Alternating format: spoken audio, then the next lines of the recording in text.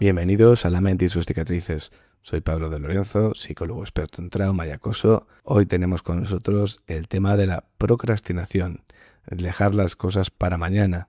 ¿Por qué nos pasa esto? Todo esto vamos a hablarlo con la psicóloga Begoña Deán, que ha estado con nosotros en temas tan interesantes como los primeros auxilios psicológicos, en catástrofes y en el abordaje del tema del burnout profesional, el quemarse en el trabajo.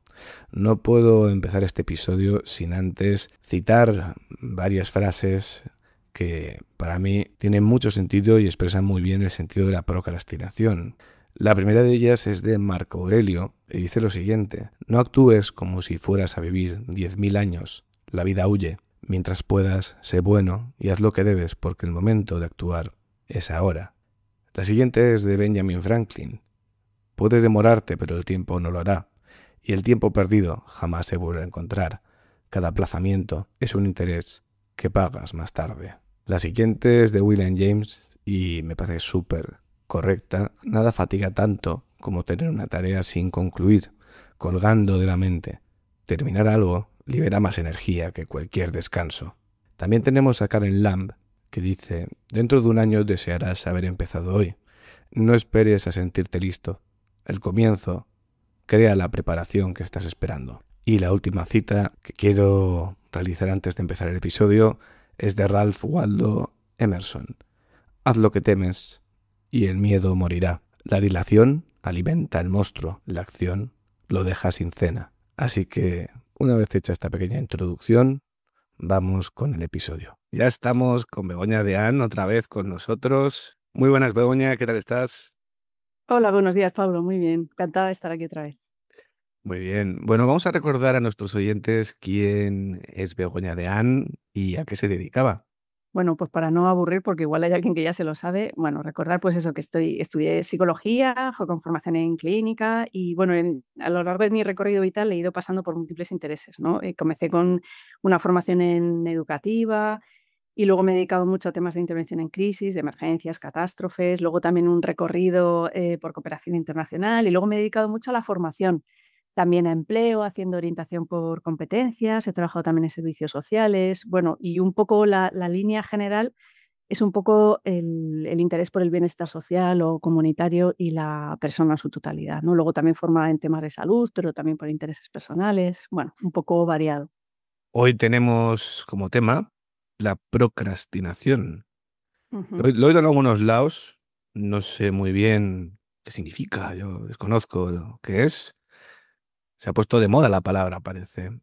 ¿Nos puedes contar un poco en qué Sí. consiste la procrastinación? Sí, cada vez se oye más y fíjate, puede parecer algo relativamente moderno, sobre todo porque hay mucha gente que no sabe qué es. Y si hurgas, investigas un poco, resulta que es un término, bueno, la palabra viene del latín, que eso ya nos da una pista, y se está utilizando la palabra en castellano se utiliza desde el siglo XVII. El origen en latín viene de, bueno, de la unión de pro y crastinare, ¿no? Pro es algo así como a favor de, delante de, y crastinare, que es de mañana o al día siguiente, con lo cual ya nos viene a decir que se trata de la acción de voluntariamente posponemos tareas que pueden ser en lo laboral o en lo personal Pa' mañana. por otras mucho más agradables, ¿no? El pa' mañana. Sí, eso es, lo vamos dejando, ¿no? Pero literalmente el origen de la palabra viene ahí, del Ah. refrán, es el popular refrán este de no dejes para mañana lo que puedes. Bueno, en este caso sería el antídoto de la procrastinación, ¿no? La frase sería el dejar para mañana. Entiendo que esto es un fenómeno que ha sucedido siempre, que no es un fenómeno contemporáneo. O ahora simplemente Mm. se está hablando más de ello, se le está dando más visibilidad.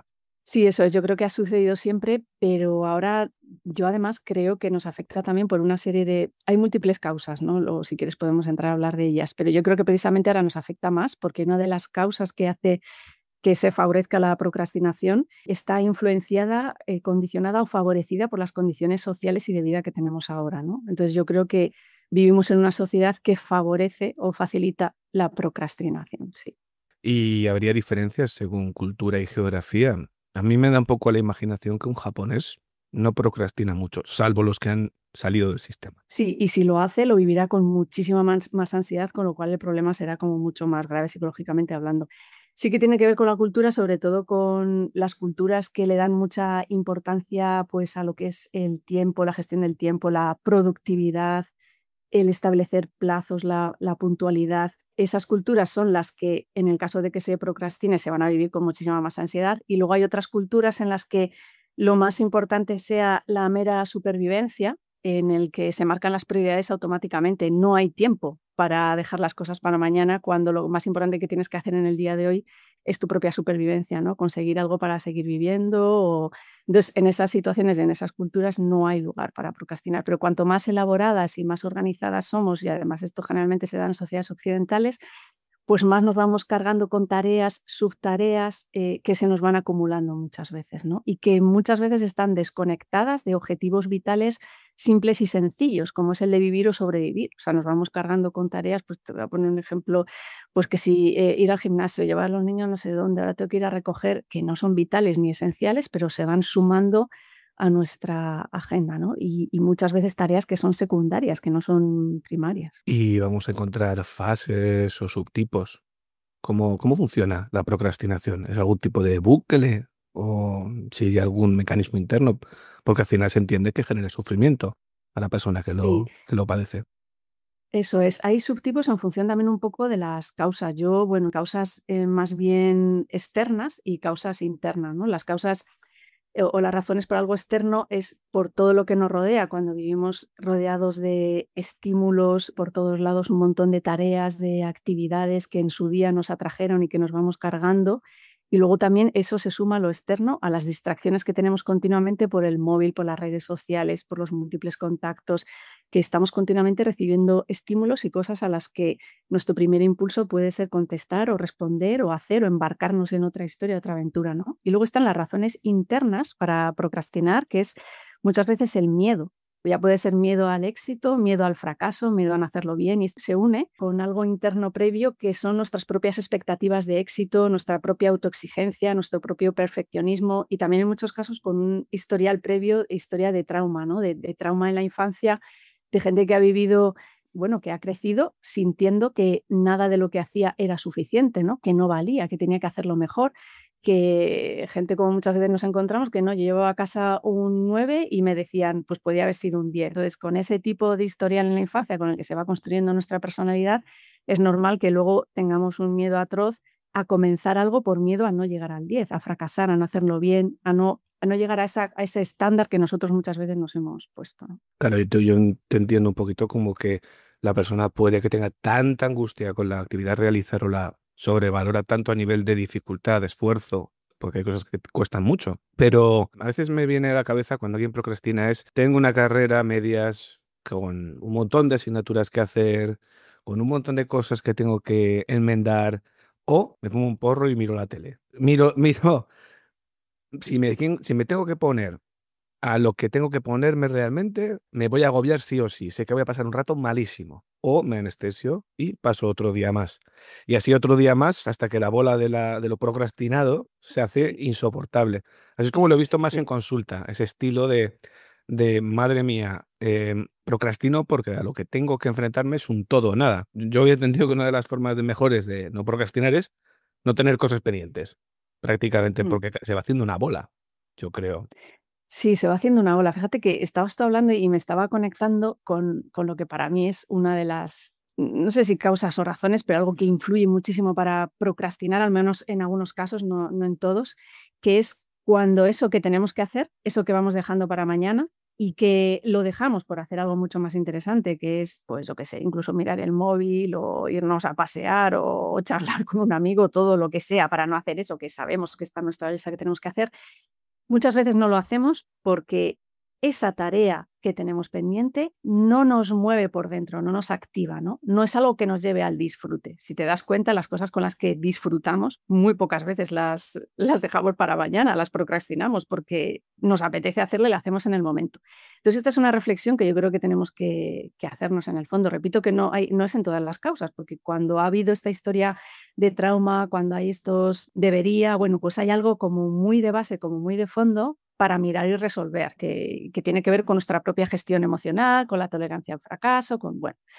Pero cuando hay esta parte de esto no lo estoy disfrutando, esto me cuesta la vida, yo creo que tenemos que hacer un autoanálisis de dónde estoy y esto es realmente lo que quiero. De hecho, yo para mí uno de las estrategias para vencerla, dentro de las muchas que hay, una de las que yo contemplaría es lo que yo llamo, bueno, que se puede llamar intención paradójica en psicología, pero yo siempre lo he llamado el plan B, que es hacer exactamente lo contrario de lo que tendría que hacer, que es prohíbetelo. Hay una tarea que te cuesta muchísimo hacer, no la hagas, prohíbetelo. Ni se me ocurra ponerme a hacer este informe porque no puedo, porque déjalo, no lo hagas nunca. Si de verdad ese informe te motiva algo en lo más profundo, vas a encontrar la manera de hacerlo. Es decir, te vas a saltar tú esa prohibición, ¿no? Porque realmente te motiva. Es un poco el termómetro para mí que calibra al medir ¿estoy haciendo lo que realmente quiero hacer? ¿O estoy llevando una vida pues por las convenciones, porque me toca, o un trabajo que me obliga a hacer algo que no me gusta? Hombre, también hay cosas que tenemos que hacer. Eso es. Entonces, en este caso esta es una de las estrategias que yo contemplo cuando te puedes permitir o en aquellas cosas en las que te puedes permitir, ¿no? Pero hay muchas cosas que estamos procrastinando que nos ocasionan muchísimo estrés y ansiedad que no están en línea con lo que nosotros realmente queremos hacer, con lo cual ya no es solamente, venga, me tengo que poner en un plan o buscar ayuda profesional para dejar de procrastinar, es que a lo mejor me tengo que revisar y decir, pero vamos a ver, ¿qué estoy haciendo con mi vida? Que voy en contra de lo que mi cuerpo quiere al final, ¿no? Con lo cual ahí nos tocaría revisar, yo creo, un poquito eso, no siempre, Claro, pero en algunas veces.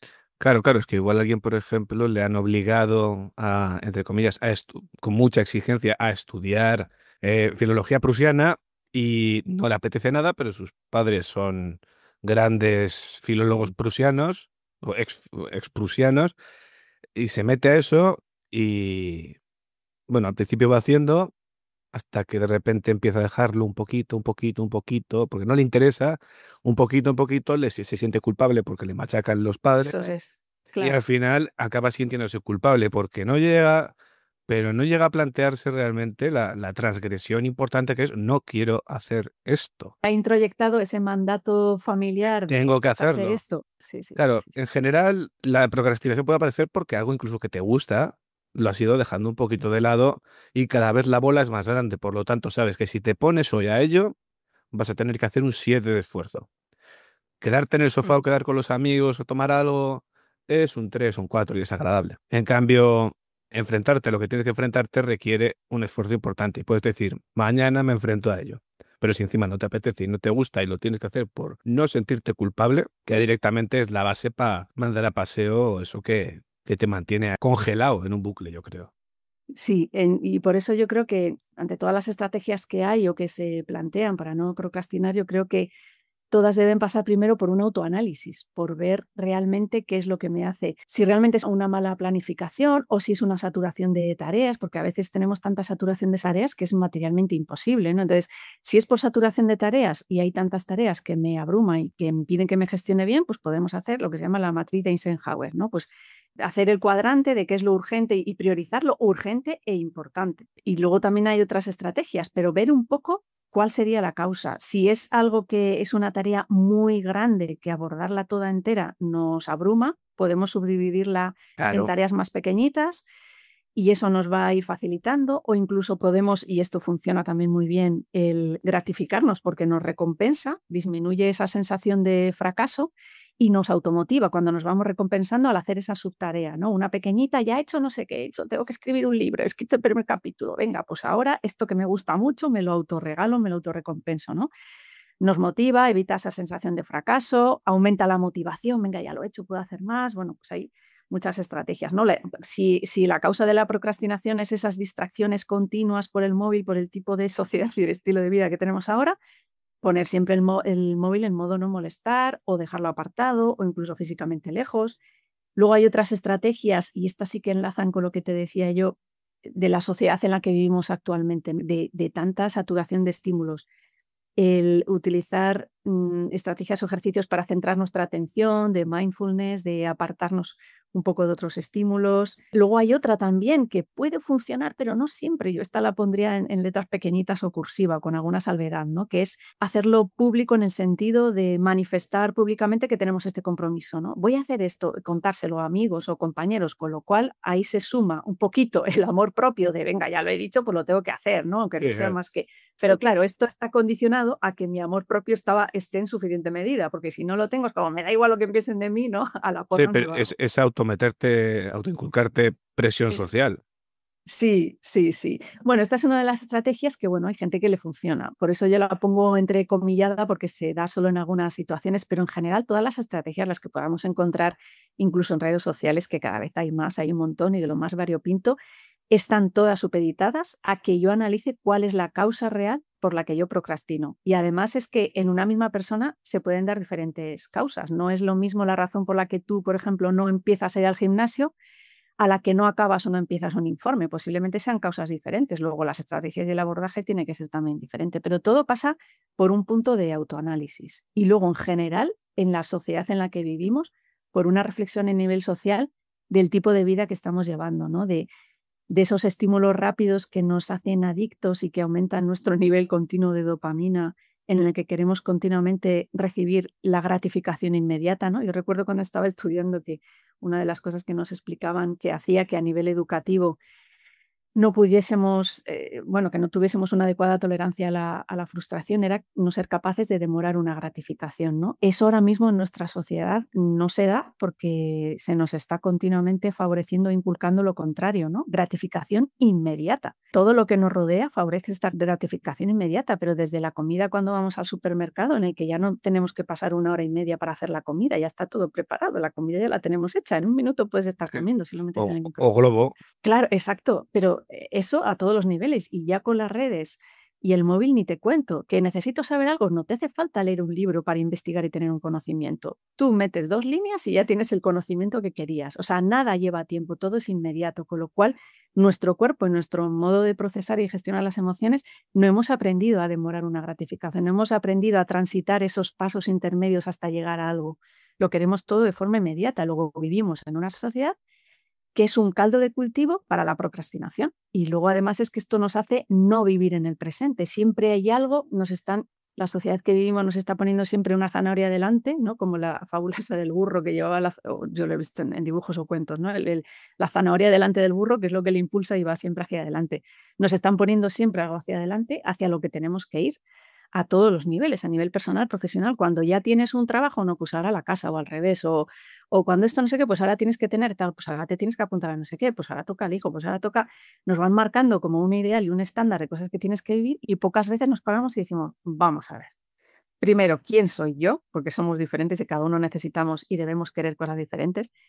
¿Y dónde voy con esto que tengo, no? ¿Me sirve esto que me están poniendo? No me sirve, pero claro, nos dejamos llevar. Es una inercia tan grande, entonces de ahí que hagamos lo que hagamos para evitar las consecuencias negativas de la procrastinación, es parar y decir, ¿y a mí qué me pasa? ¿Dónde estoy? ¿Dónde quiero ir? ¿Esto por qué no me motiva? ¿Por qué me cuesta tanto? Y ahí analizar si realmente son causas internas de un historial de trauma o que no me han enseñado bien a hacer esa gestión o control emocional, o es que estoy metida en una vorágine que digo, me están llevando, pero no es por aquí por donde quiero ir. A lo mejor es que este informe me interesa una mierda, hablando mal y pronto, ¿no? Y realmente no lo tengo que hacer. Pero claro, luego también asumir los cambios que llevaría este análisis, bueno, pues conlleva mucho, ¿no? Conlleva, claro, hacer este análisis nos puede llevar a ver cosas de nosotros que igual no queremos ver. Pero bueno, así es la Sí, vida. bueno, o inversiones personales anímicas, decepciones familiares Sí, o de lo que sea. Al coste final, personal. Sí. claro, al final lo que estoy viendo es que la procrastinación no deja de ser dejar de estar en este mundo inmediato de recompensas inmediatas, que es nuestra zona de confort ya. El premio se ha Mm. convertido prácticamente en el estándar para el cerebro a nivel de constantemente estar con las redes sociales generando dopamina como una persona Mm. con una tragaperras. Al final implica de una manera o de otra, más organizado, menos organizado, implica salir de esa zona de confort y Sí. hacer algo que le incomoda. ¿Pero por qué te Mm, incomoda? Porque estás muy cómodo y estás no mm, acostumbrado a hacer esfuerzo, porque te da un asco terrible eso que tienes que hacer, porque estás literalmente enganchado o enganchada a aquello que te hace no meterte con lo otro. Yo creo que sí que hay ciertas cosas que uno no se ponga a las cosas importantes. Como decías en las estrategias para evitar la procrastinación, lo de dividir las tareas, si alguien le dice, mira, te súbete a esta montaña, que dice, ahora, después de comer, ni de coña. mm. Pero si te dicen, vamos a este ese río tan chulo, primera etapa, y luego se va añadiendo un poquito más, al final lo que estás diciendo a alguien que está muy tranquilo y muy tal, y si no se explica bien o no se subdivide bien, es, "Buah, estoy de maravilla, con mi copa, yo qué sé, en imaginario, de estar Sí. tranquilito en el sofá, y te dicen, que tienes que, yo qué sé, que limpiar la fábrica entera. Y tú, si puedo elegir, puedo elegir. No, mañana, básicamente. Claro, y con el ejemplo que has puesto tú, que me ha hecho acordarme, el ejemplo de la montaña, ¿no? Eso, los que nos gusta ir a la montaña la sabemos muy bien, sobre todo cuando es una muy alta, que la ves y dices, pues no sé si voy a subir. Y claro, se va dividiendo en subtareas, ¿no? Bueno, voy a llegar primero hasta ahí, luego ya veré, igual me quedo bajo, ¿no? Ya tú misma te vas poniendo, venga, hasta ahí y luego ya veré. Pero claro, para poder hacer incluso esas subtareas o eso, subdividirlo, tiene que ser que esa tarea pequeñita te sea gratificante. Entonces, bueno, que solo llego hasta ese risco de ahí, bueno, que lo voy disfrutando de los pajaritos, de ver hierba. Si eso no me gusta, no voy a llegar ni siquiera. Es decir, lo de subdividirlo en tareas más pequeñas tampoco me va a servir. Tiene que haber algo en el fondo que nos conecte con esa tarea.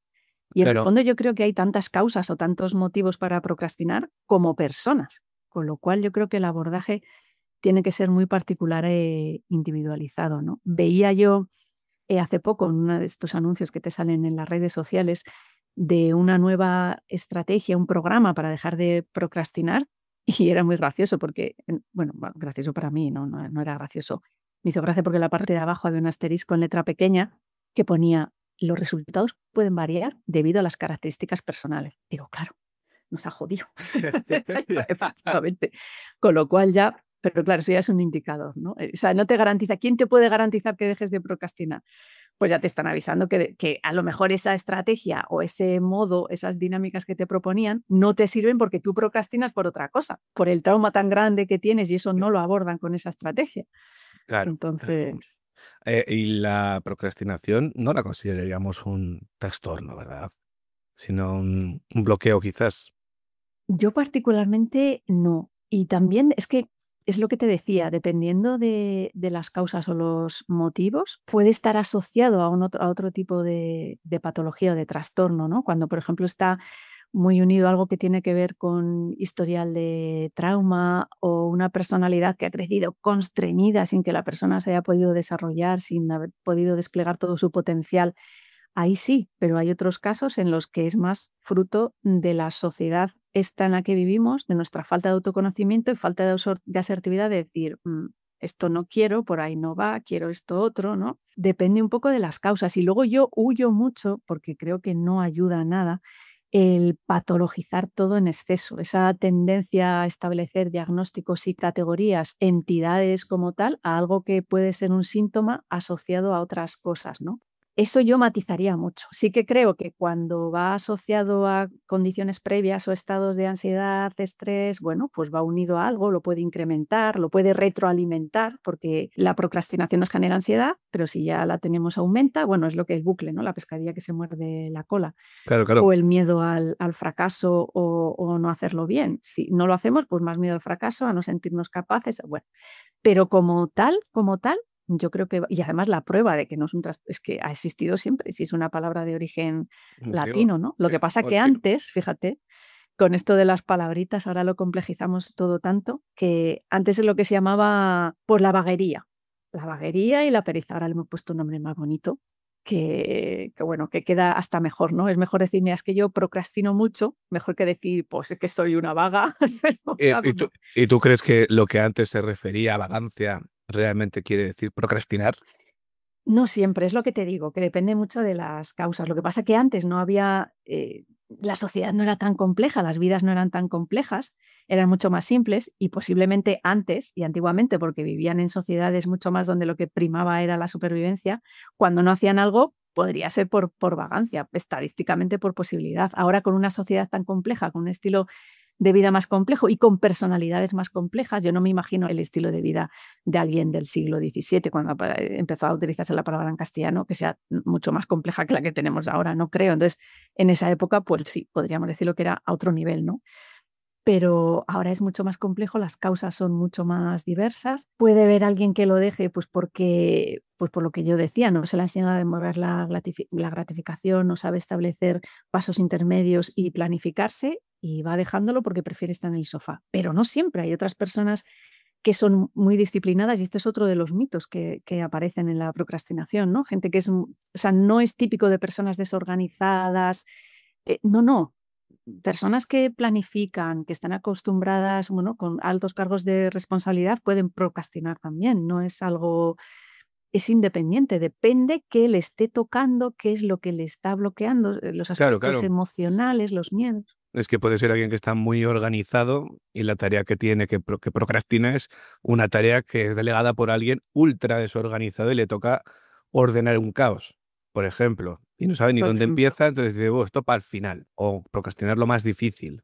Yo te Sí. suelo recomendar que la gente se quite primero las asignaturas difíciles, pero bueno, Claro, porque eso además refuerza mucho. Si tú has hecho lo más difícil, lo otro ya, vamos, te sale solo. El claro. autorrefuerzo que consigues haciendo primero lo más difícil, bueno, facilita muchísimo lo siguiente. Y Begoña, ¿habría mitos acerca de la procrastinación? Sí, uno de ellos es este que te comentaba, ¿no? Que es típico de personas desorganizadas, que a lo mejor no tenían hábitos de, yo qué sé, de estudio, de lo que sea. No, no es que sea típico ni de personas desorganizadas, al contrario, muchas veces va unido a ese querer hacerlo todo bien, a ese ser perfeccionista, tenerlo todo controlado, eso muchas veces va unido.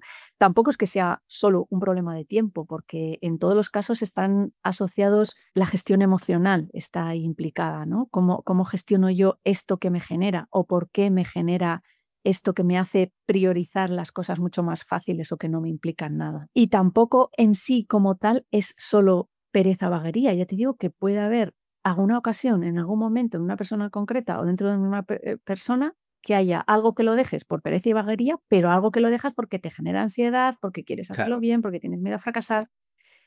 Yo no lo englobaría todo en un mismo saco y un saco grande. Yo iría haciendo subdivisiones y depende del tipo de cosa, del tipo de persona, haciendo un análisis como un poco más. Sí, es que puede ser desde que tienes mucho tiempo para hacer algo y es pequeño y dices, vaya, lo haré más adelante, hasta que al final que se te queda en las narices. O una tarea administrativa que realmente es súper sencilla, pero da pereza, no sé. Sí, o algo que tenga que ver con una posibilidad de fallar y uno tenga mucho miedo a fallar por el aprendizaje traumático que ha podido tener de tener que hacerlo todo perfecto y lo vaya procrastinando y vaya haciendo Mm. lo que no le asuste de que pueda fallar. Es que hay un montón, realmente no hay una procrastinación, sí, sino diferentes tipos de procrastinación. Eso O ya te es. digo, no es lo mismo procrastinar una tarea en la que tienes 10 meses para hacerla y es ir a la oficina de enfrente a sacar una tarjeta, que no lo haces hoy, pudiendo ser lo primero que haces para quitarte cosas, y lo dejas para el final porque es una tontería, a la persona que procrastina la recuperación de todo un curso de una carrera,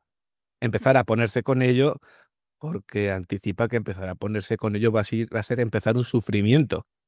Y hoy no, mañana. Mm. Mejor Y yo mañana. creo que hay tantos como personas y tantos como situaciones. Entonces el abordaje para que tenga éxito, porque puedes ir matando moscas a cañonazos, cogiendo lo primero que ves en internet y venga, voy a hacer esto. Bueno, pues puede que te funcione o puede que no, si justamente es la situación que se le aplica esa estrategia, pero lo importante es hacer ese análisis. Primero ese autoanálisis, si ves que realmente que es algo que con el autoanálisis no ves tú por dónde va, pues puedes pedir ayuda, ¿no? Incluso esa ayuda profesional debería ir también enfocada a algo muy individualizado, de ver exactamente qué te está pasando en este momento, que es diferente de. Y esto lo digo también, básicamente, en mi caso, por ejemplo, esta situación que he dicho, ¿no? El ejemplo que he puesto de es diferente porque dijo lo de empezar el gimnasio o un tema del informe, y en mi propio autoanálisis es diferente, ¿no? Sí, Una cosa que otra, con lo cual, para poder ver cuál es el abordaje más idóneo, tengo que ver qué es lo que hay detrás. claro, qué es lo que no quiero sentir al ponerme con ello, Claro, básicamente. Es sí. más, la procrastinación no tiene por qué ser del todo, del todo, del todo mala.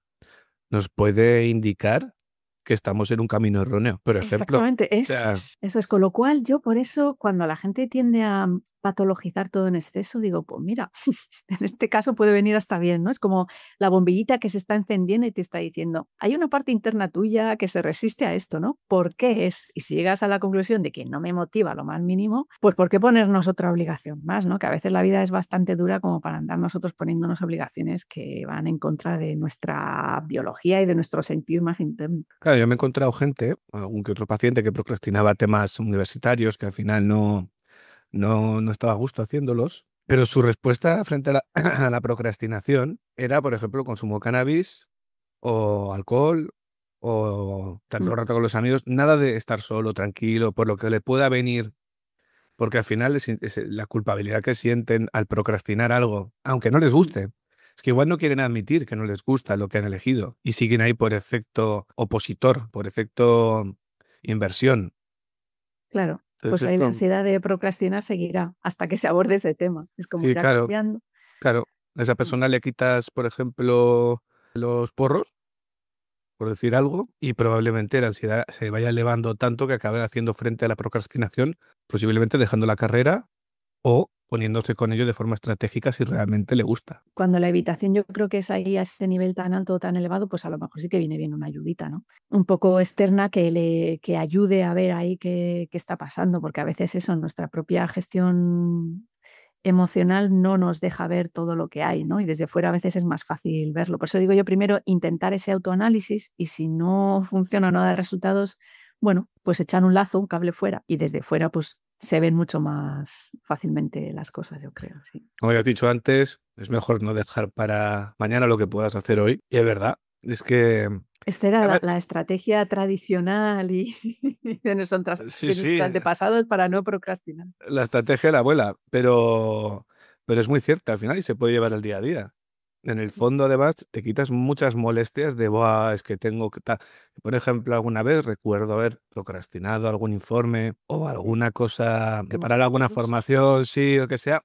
Pero yo me acuerdo estar de vacaciones teniendo que hacer el informe de cara al final de vacaciones y ya estaba jodido dándole vueltas desde el primer día de mierda, tengo el informe, mierda, tengo que hacer el informe.